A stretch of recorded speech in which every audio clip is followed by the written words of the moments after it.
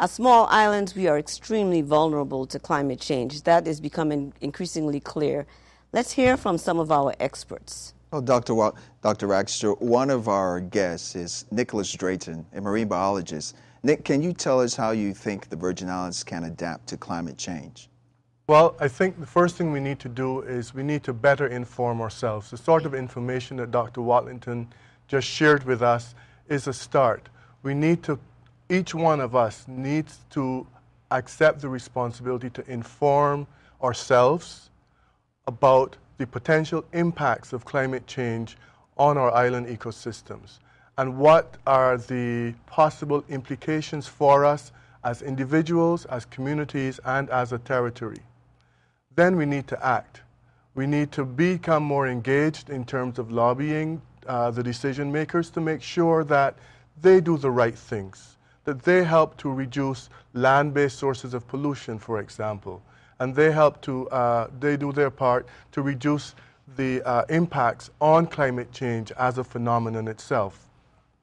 And then, of course, we have our own personal responsibility to make sure that the resources that we do have right now are stressed as minimally as possible right now, so that when they have to face and deal with extreme climate change related impacts, they will be able to survive. They will be more resilient and be able to weather some of these challenges.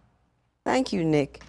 Pamela, I'd also like to ask some of our guests in St. Croix the same question. Erin Hutchins has a background in conservation and natural resource management. What are your thoughts on climate change in the Virgin Islands? Thank you, Pamela. First, I think that Virgin Islanders are a very resilient people. We have a good track record of adapting and planning to threats when we understand them. And I think first that's the dialogue that needs to take place. We need to understand what the threat is here to the Virgin Islands and in the community and how we act and respond. An example of this is how we prepare and respond to hurricanes. It's something that as a Virgin Islands community we're very good at. Second, I think that the governance and management structures of our natural resources needs to incorporate and understand and appreciate the value of the natural services provided by our unique environment in Virgin Islands. We have coral reefs to provide barriers, mangroves that help buffer the shoreline impacts. We also have natural infrastructure in our interior, such as guts. And these things need to be managed and maintained as integral as possible so that they can be resilient for future impacts for years to come. Thank you. We also have Paul Chakroff, who has 20 years' experience in environmental science.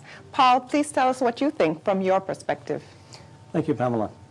We need to take preventative action to mitigate, that is, to avoid and or minimize impacts from climate change, and where that's not possible, to prepare for, that is, to adapt to the change that will come.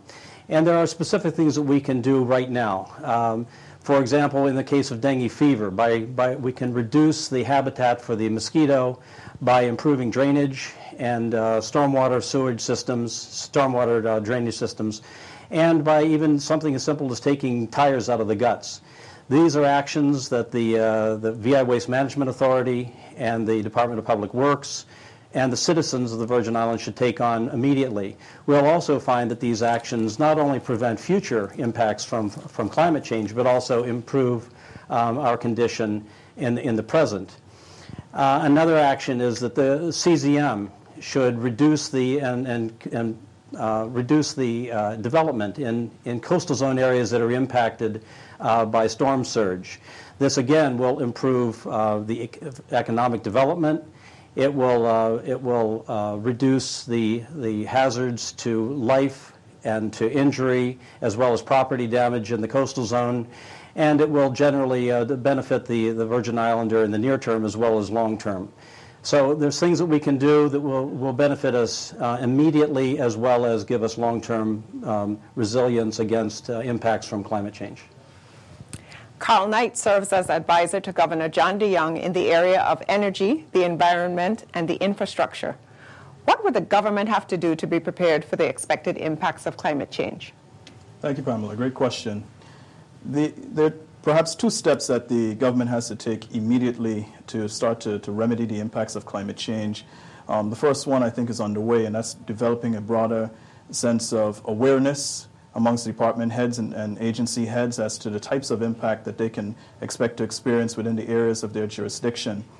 The second part, it requires those agency heads and department heads to start to integrate that information and knowledge that they're gathering into their planning processes, into their budgeting, into the strategic planning, into things such as the day-to-day operations and areas like permitting. And that process actually requires something that Dr. Watlington alluded to, which is greater data collection and quantifying some of these impacts, so that understanding that we're going to have increasing sea level rise or increasing incidences of drought, but being able to have the quantifiable data to determine how best to put in place policies and integrate those policies into the day-to-day operations is a step that the government has to start working on immediately. Thanks, Karl. Winthrop, who else can comment on this subject? Well, thank you, Pam. Well, we'll have a discussion with Jason Budsan. He's always been pushing for a better environment and government reform. Jason, what suggestions do you have? Thank you, Mr. Maduro. It's a pleasure to be here. As a member of the Environmental Association of St. Thomas and St. John, and also the Virgin Islands Conservation Society, we've been advocating one of the most important things we could do, and it's very simple, and it comes down to planting trees, planting native fruit trees. Because you see, with trees, they provide so many things that were challenges that a lot of the experts talked about. We talked about, number one, we talked about the CO2 levels and reducing the CO2 levels. Of course, with trees, they do that. They reduce and bring more oxygen to the planet. We also talk about erosion. We talk about how the effects of having our trees to take root and to hold the precious soil that we have before us. We talk about how we should be taking care of what the coral reefs, the impacts of the soil on our reefs and to our fish stock. If we don't do these things, it's just going to have the further repercussions. But there are things that we can do as individuals, I said before. By planting a tree, you can help reduce those impacts, as well as we talked about health concerns. With a fruit tree, you get the benefits of the product that's before you, the crops, the things that are available. And so that's one of the essential parts. But we're talking about legislation earlier, and I think as lawmakers, we should be looking at a comprehensive land and water use plan. If we engage in that and look towards the future and seeing the increased sea level rise, that we could plan for the effects that will happen in the future. So those are just some of the things that we should be aware of. But let's tackle the simple things first, and that's planting a tree. Well, Jason, thank you very much for your valuable input. Also in the studio, we have Stevie Henry. He likes to use new technologies to gather information on the Virgin Islands and how we can prepare for the climate change. And Steve, from your perspective? Thank you, Mr. Maduro.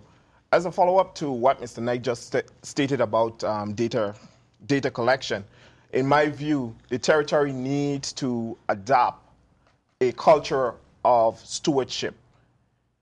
The features of good stewardship includes keeping good records as well as an inventory of events.